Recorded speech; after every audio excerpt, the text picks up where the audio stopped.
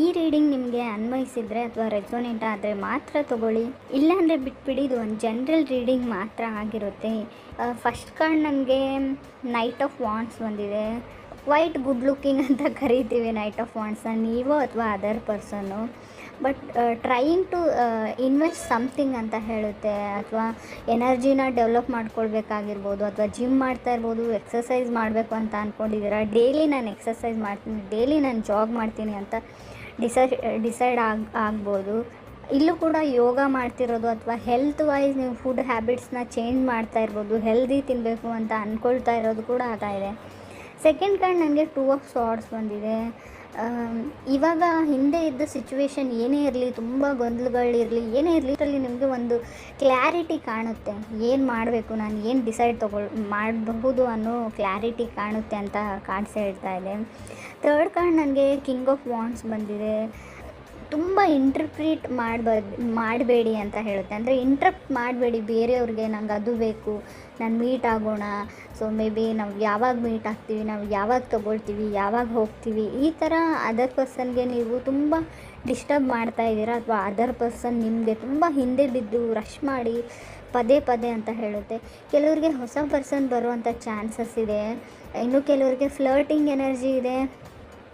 ಅವ್ರಿಗೆ ರಿಯಾಕ್ಟ್ ಮಾಡಬೇಡಿ. ನೀವು ಯಾರನ್ನಾದರೂ ಬಿಟ್ಬಿಡಬೇಕು, ಮೂವ್ ಆನ್ ಆಗಬೇಕು, ಬ್ರೇಕಪ್ ಮಾಡ್ಕೋಬೇಕು ಅಂತ ಅಂದ್ಕೊಂಡಿದ್ರೆ, ಆಲ್ರೆಡಿ ಮಾಡ್ಕೊಂಡಿದ್ರೆ, ಸೊ ನಾರ್ಮಲಿ ನೀವು ಫ್ರೆಂಡ್ಸ್ ಥರ ಕ್ಯಾಜುವಲ್ ಥರನೇ ಇರೋರಾಗಿದ್ರು ಕೂಡ ಅವ್ರು ಟೆಕ್ಸ್ಟ್ ಮೆಸೇಜಸ್ಗೆ ಅಥವಾ ಅವ್ರು ನಿಮ್ಮ ಜೊತೆ ಕೆಲಸ ಮಾಡೋರಾಗಿರಲಿ, ಏನೇ ಆಗಿರಲಿ, ಅವ್ರಿಗೆ ಏನೇ ಜೋಕ್ ಮಾಡಿದರು ಅಥವಾ ಏನೇ ಟೆಕ್ಸ್ಟ್ ಮಾಡಿದ್ರು ರಿಯಾಕ್ಟ್ ಮಾಡಬೇಡಿ. ಕೆಲವ್ರಿಗೆ ಬೇರೆಯವ್ರ ಫೀಲಿಂಗ್ಸ್ ಜೊತೆ ಆಟ ಆಡೋದೇ ಇಷ್ಟ ಇರುತ್ತೆ. ನೀವೇನಾದರೂ ರಿಯಾಕ್ಟ್ ಅಥವಾ ರೆಸ್ಪಾಂಡ್ ಮಾಡಿದರೆ ಸೊ ಅವ್ರಿಗೆ ಅದರಲ್ಲಿ ಒಂಥರ ಖುಷಿ ಸಿಗುತ್ತೆ. ಮೇ ಬಿ ನೀವು ಇನ್ನೊಂದು ಸರ್ತಿ ನನಗೆ ಟೆಕ್ಸ್ಟ್ ಮಾಡಬೇಡ, ಕಾಲ್ ಮಾಡಬೇಡ ಅಂತ ಹೇಳಿದರೂ ಕೂಡ ಅದೊಂದು ಖುಷಿ ಸಿಗುತ್ತೆ.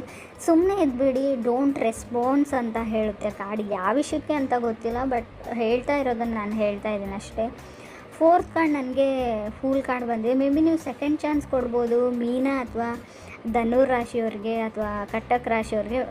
ಪ್ರಾಬಬ್ಲಿ ಕೆಲವ್ರು ಮಕರ ರಾಶಿಯವ್ರಿಗೂ ಕಮ್ಮಿಂಗ್ ಬ್ಯಾಕ್ ಅಂತ ಹೇಳ್ತೀವಿ. ಫುಲ್ ಕಾರ್ಡ್ ಎಕ್ಸ್ಬ್ಯಾಕ್ ಆಗೋ ಚಾನ್ಸಸ್ ಇದೆ ಅಂತ ಕಾರ್ಡ್ಸ್ ಹೇಳುತ್ತೆ.